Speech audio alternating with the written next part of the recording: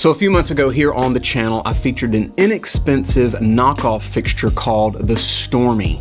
You can check that video out on the link below. This fixture is a very good option for people who want really good color saturation and flood on your stage. A few weeks ago, I took that exact fixture and plastered it all over a stage. And so today I wanted to show you how you could take this inexpensive fixture and do a larger stage design with it. Now you'll notice on this stage we used a large number of the Stormy fixtures along with LED screens. And obviously when you're putting a bunch of LED screens on a stage, it certainly helps the look of the design. So this design really comes off looking fantastic as you're using these Stormy fixtures along with a really expensive LED wall.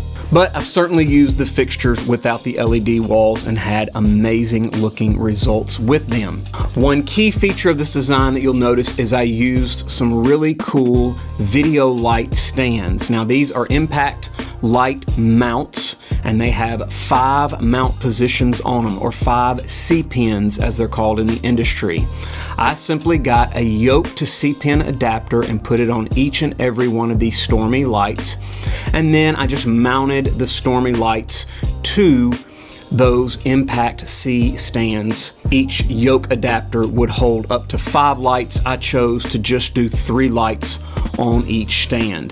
The look turned out absolutely amazing, and using fixtures in large numbers like this, especially if you start to program a lot of slow fade chases, it comes off looking absolutely astounding. Me and my good friend Zach actually designed the stage setup, but I had Carter Stringfield, another buddy of mine, actually come in to do all of the programming. He used Show Express, and I wanted him to talk briefly about the way he designed the weekend on Show Express. The goal of Show Express in this setting is that we are all in manual mode, all on the fly as we go.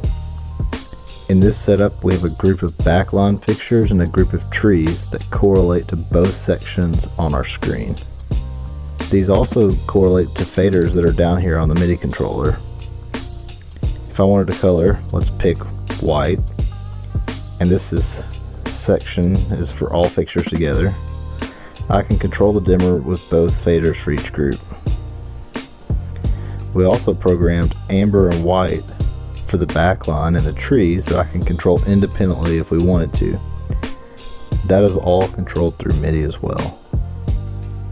The biggest thing with being able to use touchscreen is that you can control independent groups, which makes it easier to control the fixtures on the fly. What I like to do is have fader control, colors, and then any movements or effects as well. If something did happen to the MIDI controller, I'll be able to manually control dimmers with this section for all fixtures at one time. I like to break it into 25, 50, 75, and 100% on dimmer controls. We also have different effects. We can do a sine wave, and it takes whatever color I apply. So if the color isn't applied, then nothing will output. What I normally do is select a color and then the sine wave.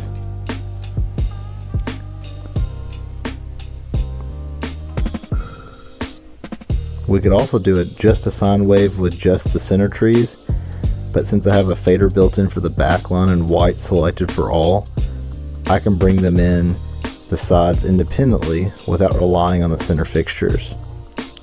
The good thing about the fader control is it will hold the last known DMX configuration.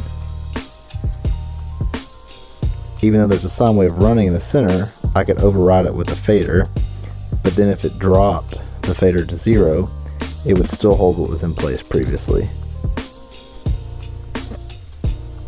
Another thing that we added in was a momentary button for a quick chase.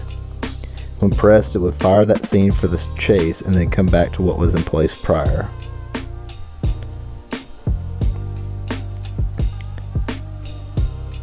The momentary button will take over the scene essentially.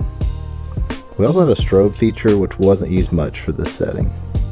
So for those of you who are looking for a non-moving light design for your worship stage, this could be a really, really cool option for you.